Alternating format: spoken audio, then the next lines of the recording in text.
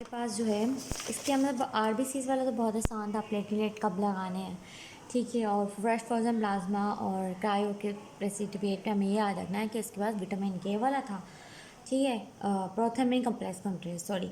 और cryo precipitate वो चीज़ें जो प्लेटलेट के अंदर प्लस फैक्टर ये उठाती है।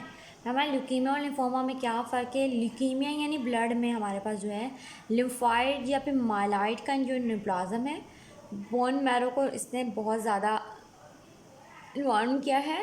और लेकिन जो बोन मैरो की सेल्स वो कहाँ पे आ जाएंगे? पेरिफेरल ब्लड में। जबकि लिम्फोमा क्या है? एक मास होगा जो लिम्फ नोड से अराइज होगा और जिसकी बहुत ही वेरिएबल प्रेजेंटेशन होगी, एटिपिकल साइट्स पे होगा।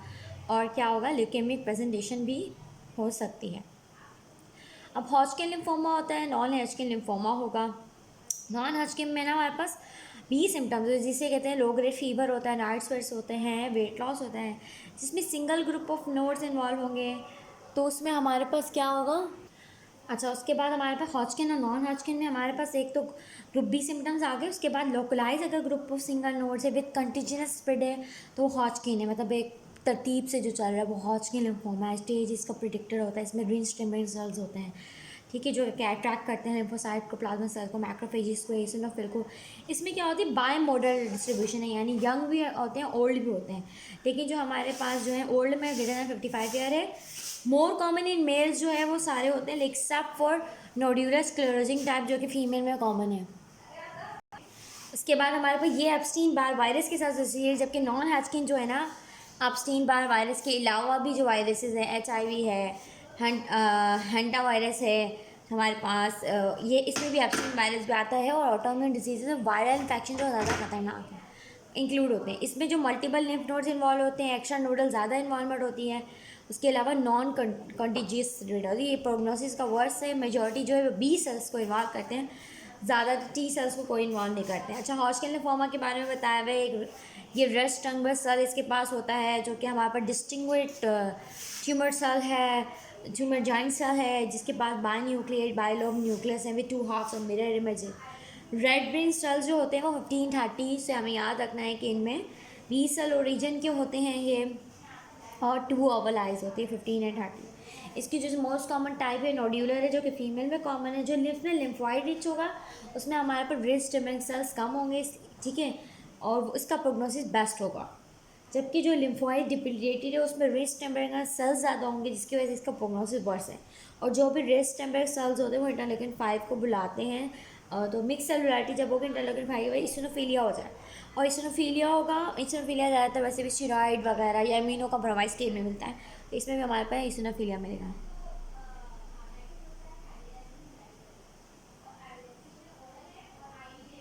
नहीं, इम्यूनो कॉम्प्रोमाइज में न्यूट्रोफिलिया मिलता है। इसोनोफिलिया हमारे को क्रॉनिक एंडोनल इनसफिशिएंसी में मिल रहा था। और पैस्मैन नीड्स हमने याद किया था,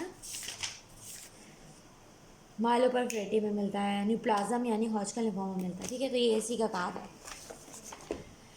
उसके बाद नॉन हॉजकिन लिम्फोमा के अंदर हमारे पास आ जाते हैं। सबसे पहले हम यहाँ से स्टार्ट करेंगे फॉलिकुलर लिम्फोमा, जो कि हमारे पास नॉन हॉजकिन जो है लिम्फ नोड के अंदर फॉलिकुलर रीजन होता है, वहाँ पे जो अंदर सबसे रीजन होता है 14-18 इन्वॉल्वमेंट होती है फॉलिकुलर लिम्फोमा की। 14-18 आप याद कर लो बस, ठीक है। उसके बाद जो है 18 होगा, 14 अपनी जगह पे रहेगा, 18 ट्रांसलोकेशन हो जाएगी, ठीक है, हैवी चेन 14 की। और इसमें हमारे पास जो है साइक्लिन जो है फॉलिकुलर लिम्फोमा में जो BCL2 होता है, जो हमारे पास एंटी प्रोटोस होता है ना, वो हमारे पास इन्वॉल्वमेंट होती है। इस वहाँ पे जो है 18 में जो है ना BCL2 होता है, तो वहाँ पे इसकी इन्वॉल्वमेंट होती है। इसका कोर्स क्या होता है? इंडोलेंट कोर्स होगा, कि पेशेंट की हिस्ट्री ये होती है कि पहले होता है कभी इसकी लिम्फोडेनी जा रही है, कभी आ जाती है एकदम, तो वैक्सीन या वेनिंग जो है ना लिम्फोडेनोपैथी है, ठीक है। अच्छा, उसके बाद हमारे पास जो है फिर हमारे पास मेंटल होता है, मेंटल जोन जो हमारे पास लिम्फ नोड्स में होता है, ठीक है। और मार्जिनल जोन होता है। तो मेंटल है वो 11-14 होता है, साइक्लिन D1 इसमें इन्वॉल्वमेंट होती है, 11 पे साइक्लिन D1 होती है, ठीक है। और CD5 इसके पॉजिटिव होता है, ये याद रखना।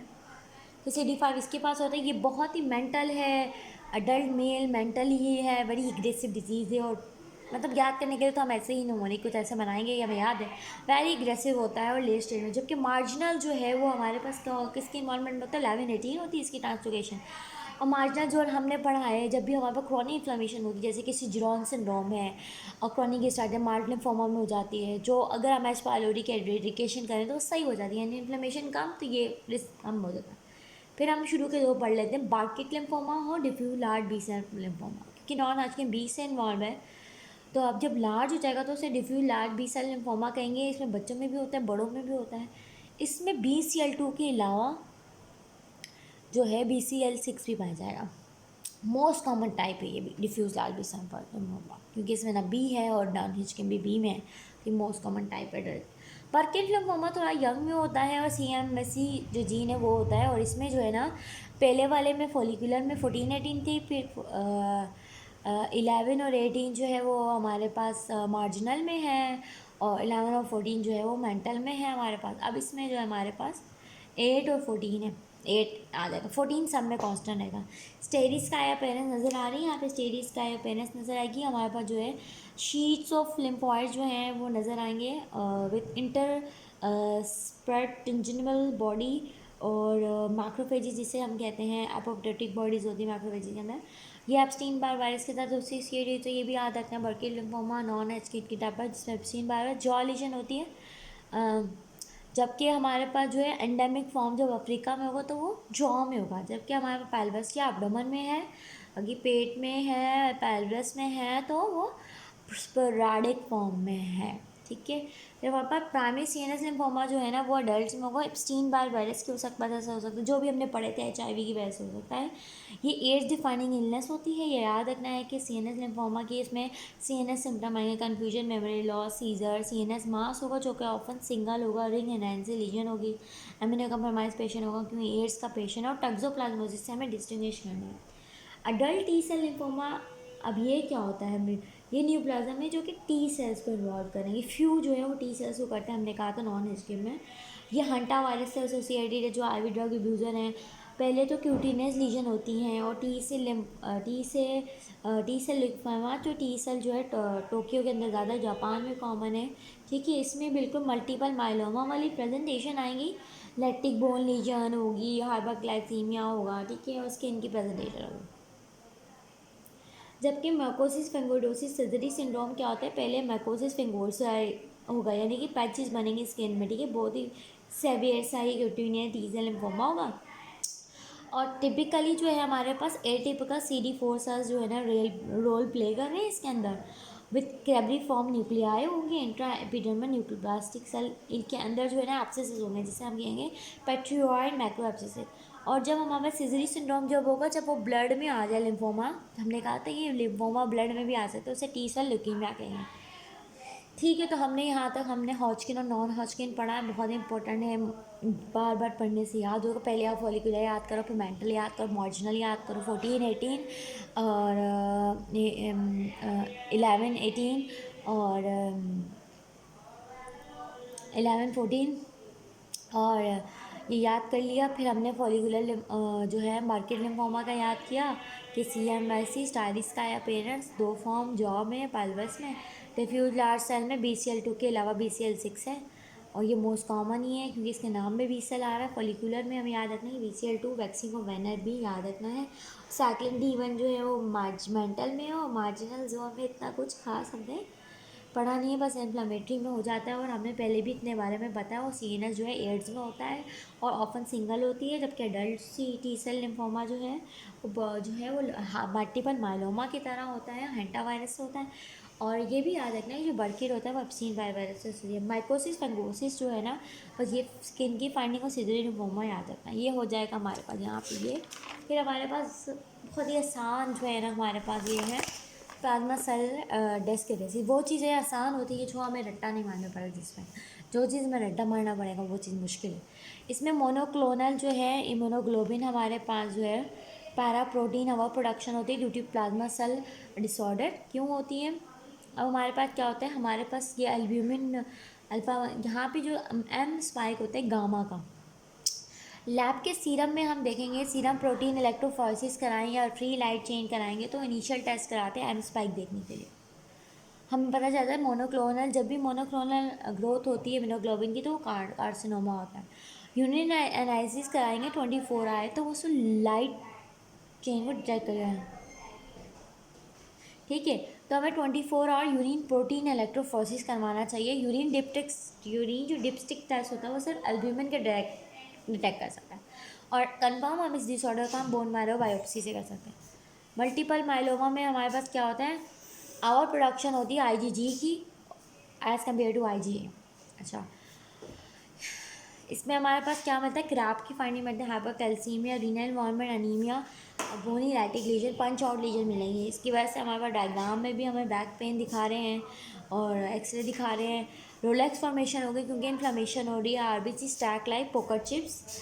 अच्छा, यूरिन लाइसिस में हमारे पास Bence Jones proteinuria with negative urine dipstick, क्योंकि यूरिन डिप्स्टिक का पर एल्ब्यूमिन पॉजिटिव आता है। बोन मैरो में greater than 10 monoclonal plasma cell मिले हैं with clock face upright chromatin, क्योंकि प्लाज्मा सेल क्लोक फेस होते हैं, और इंट्रासाइटोप्लाज्मिक इंक्लूजन के अंदर आईजीजी होगा। इसकी कॉम्प्लिकेशंस हमारे पास क्या होती है कि हमारे पास जो है मोस्ट कॉमनली इन्फेक्शन का रिस्क बढ़ सकता है, और दूसरी बात क्या है, माइल्डोसिस हो सकती है, इतनी ज़्यादा इन्फ्लेमेशन होके माइल्डोसिस होती है। अब हाइपरक्लाइसीमिया हो रहा था, पीटीएच कम होगा, विटामिन डी कम होगा, ठीक है, लेकिन हाइपरक्लाइसीमिया यूरिनरी कैल्शियम बढ़ा होगा, ठीक है। ऐसा होता क्यों है, ये क्या कराते हैं, ऑस्टियोक्लास्टिक साइटोकाइंस प्रोड्यूस करते हैं ऑस्टियोक्लास्ट के लिए, ठीक है, और हमारे पर लोकल ट्यूमर रैंक के और इनिबिशन ऑफ ऑस्टियोक्लास्ट हो जाती है, यहाँ पे रैंक जो है ना वो एक्टिवेट हो जाता है। Interleukin 6 play a role in this disorder, most common primary malignancy है ये बोन की।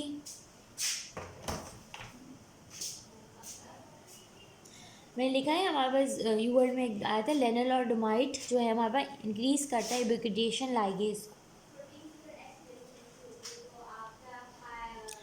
अच्छा, वर्ल्डस्टन माइक्रोबेनिया में जो हमारे पास सबसे माइक्रोग्लोबिन कौन होती है, आईजीएम सबसे बड़ी होती है, इसमें 10 होते हैं ना, आईजीएम इज़ द लार्जेस्ट। इसमें हमारे पास पैरिफेरल न्यूरोपैथी मिलती है, लेकिन कोई क्रैप की फाइंडिंग नहीं मिलती, और हाइपर विस्कोसिटी मिलेगी, हेडेक। जब हमारे पास हाइपर विस्कोसिटी होती है तो पेशेंट को बहुत सारे हेडेक होते हैं, ब्लडी विजन, रिनाइड फ्लोमा, रेटिनल हैमरेज होता है।